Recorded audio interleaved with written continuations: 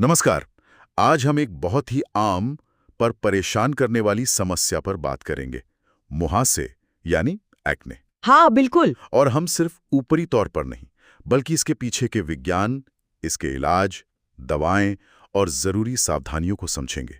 हमारे पास जो जानकारी है वो इन्हीं सब पर आधारित है। जी, कोशिश रहेगी कि हम मुहासों के इलाज को बेहतर तरीके से समझ सकें। तो चलिए शुरू करते हैं। पहले ये समझते हैं कि ये मुहासे होते क्यों हैं आखिर, मतलब जड़ क्या है इसकी। हाँ, ये समझना बहुत जरूरी है। देखिए, ये सिर्फ स्किन की ऊपरी गंदगी नहीं है। अच्छा। इसके पीछे 4 मुख्य चीजें काम करती हैं। एक तो हमारी तेल ग्रंथियां, वो ज्यादा तेल बनाने लगती हैं, जिसे सीबम कहते हैं। दूसरा, त्वचा की कोशिकाएं ठीक से झड़ नहीं पाती और रोम छिद्रों को बंद कर देती हैं। इसे फॉलिकुलर केराटिनाइजेशन कहते हैं। ओके। तीसरा, फिर उन बंद रोम छिद्रों में एक बैक्टीरिया है, क्यूटीबैक्टीरियम एक्निस, वो बढ़ने लगता है। अच्छा, ये बैक्टीरिया। हाँ, और चौथा, इन सब के कारण त्वचा में सूजन आ जाती है, मतलब इन्फ्लेमेशन।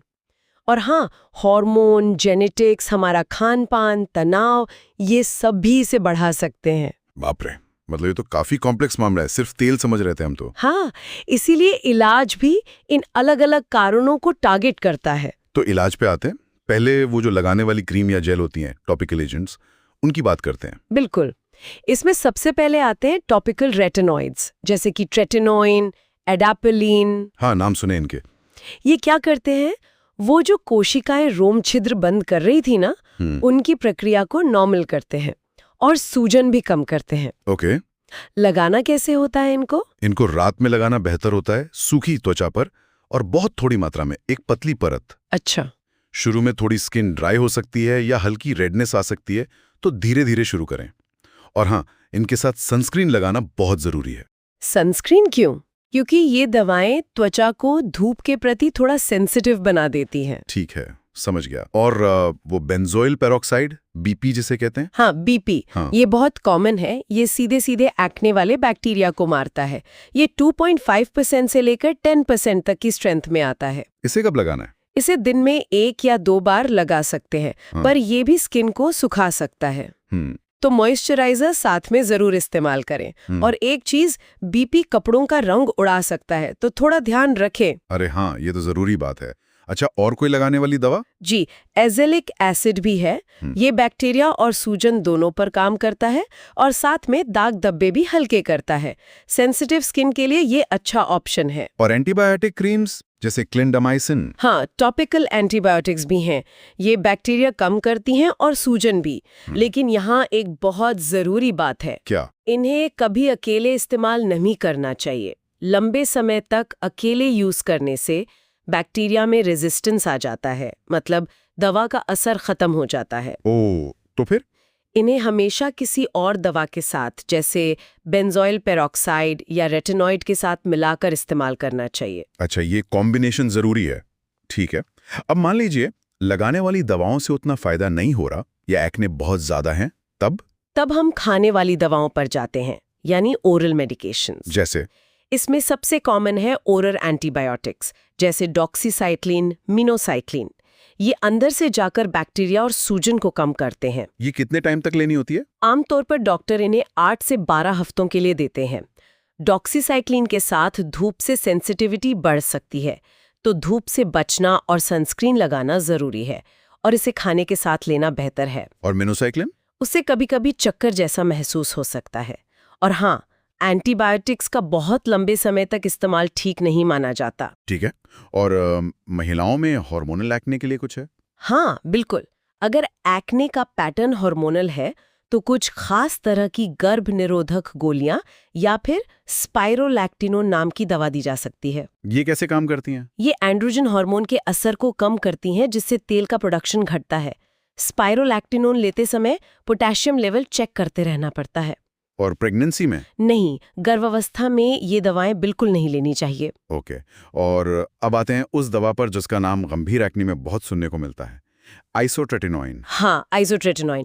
ये एक सिस्टमिक रेटिनॉइड है और सच में ये गंभीर और जिद्दी मुहासों के लिए सबसे असरदार इलाजों में से एक है। ये इतना असरदार क्यों है? क्योंकि ये एक्ने के लगभग हर कारण पर काम करता है। ये तेल ग्रंथियों को सिकोड़ देता है, कोशिकाओं के जमने को रोकता है, सूजन कम करता है। वाह।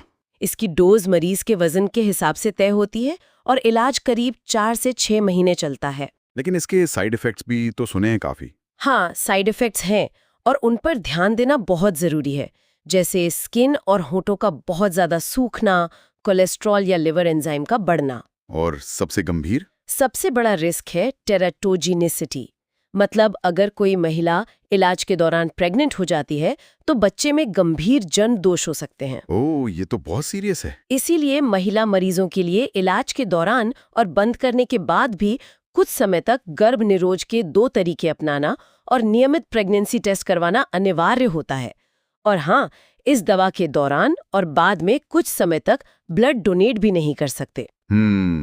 तो ये दवा बहुत सोच समझकर डॉक्टर की निगरानी में ही लेनी चाहिए। बिल्कुल, बिना डॉक्टर की सलाह और निगरानी के इसलिए लेना खतरनाक हो सकता है। तो कुल मिला के इलाज इस बात पर निर्भर करेगा कि प्रॉब्लम की जड़ क्या है।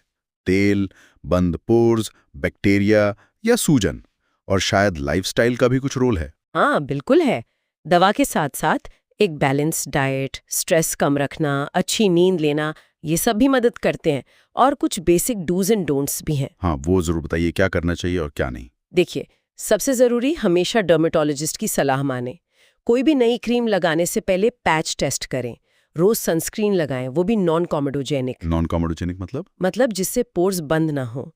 और सौम्य क्लिंजर और मॉइस्चराइजर इस्तेमाल करें। अगर खाने वाली दवा ले रहे हैं तो जो भी ब्लड टेस्ट डॉक्टर कहें वो करवाते रहें। ठीक है। और क्या नहीं करना चाहिए? सबसे बड़ी गलती पिंपल को फोड़ना या नोचना नहीं है। इससे निशान पड़ जाते हैं। हाँ, ये तो बहुत लोग करते हैं। बिल्कुल। और बिना सोचे समझे कई तरह के एसिड वाले प्रोडक्ट्स एक साथ इस्तेमाल ना करें। ओरल एंटीबायोटिक्स डॉक्टर की बताई अवधि से ज्यादा ना लें।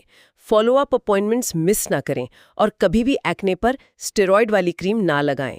स्टेरॉइड क्यों नहीं? वो शुरुआत में शायद ठीक लगे, पर लंबे समय में एक्ने को और बिगाड़ सकती है और स्किन को पतला भी कर सकती है। समझ गया। तो मतलब एक्ने एक कॉम्प्लेक्स चीज है, लेकिन सही जानकारी और सही इलाज से इसे मैनेज किया जा सकता है। हाँ, और हमारे स्रोत यही दिखाते हैं कि अलग-अलग ट्रीटमेंट कैसे काम करते हैं और उन्हें सेफ्टी के साथ कैसे यूज करना है। और सबसे जरूरी बात जो बार बार सामने आई, डॉक्टर की सलाह। बिल्कुल, खासकर आइसोट्रेटिनोइन और ओरल एंटीबायोटिक्स जैसी दवाएं, इनका इस्तेमाल सिर्फ और सिर्फ डॉक्टर की देखरेख में ही होना चाहिए। सेल्फ ट्रीटमेंट बहुत भारी पड़ सकता है। सही कहा। तो आज की इस पूरी बातचीत से एक सवाल मेरे मन में आ रहा है। जी। त्वचा की समस्याओं के इलाज में क्या सिर्फ दवा ही काफी है, या फिर इलाज को लगातार करते रहना, मतलब कंसिस्टेंसी और धैर्य रखना, ये भी उतना ही जरूरी है? हाँ, सोचने वाली बात है। बिल्कुल। इस पर सोचिएगा। आज के लिए इतना ही। अलविदा। नमस्कार।